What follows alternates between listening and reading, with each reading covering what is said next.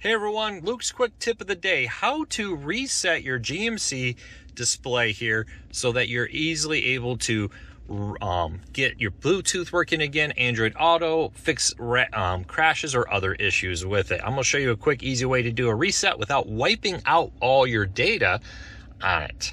Now you can always go into the settings and then go factory reset and wipe it to that to do a full hard wipe.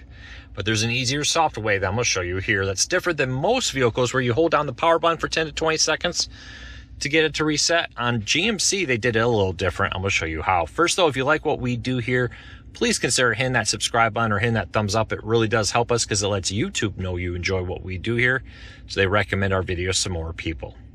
All right, so your Bluetooth isn't working, Android Auto isn't loading, Apple CarPlay, whatever it may be. One of the first things you should always do is have the car in full start. So start the engine, have it in park. Instead of holding down the power button, hold down the end call button here. So you can press that, hold that for about 10 to 20 seconds. And then eventually the screen will go blank and it will do a full restart here.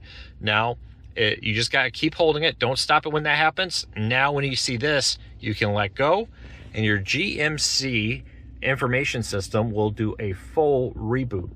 There is another way to do it. I don't personally recommend this unless it's your last possible option. That's to pull the fuse and then put the fuse back in. That is a possibility. You always run a risk doing that, messing with the fuses with computers. I would recommend starting a soft reset, do a factory reset before you look at maybe doing a hard reset. Now, this should address most issues like Android Auto not loading, Bluetooth not connecting, and the rest. It's a pretty simple little way. It does take a minute for a GMC to do a full reboot, as you see there, but it's pretty quick. So if that helped you, leave me a comment, let me know. Let me know what issues it fixed for you. Was it Bluetooth not connecting, Android Auto, Apple CarPlay, or more? I ran into an issue with my update most recently, not wanting to load the update. So leave me a comment, let me know what your problem was and how it helped fix it. I'd love to hear from you. Don't forget to hit that subscribe. Don't forget to hit that thumbs up. I'll be back again with another video soon.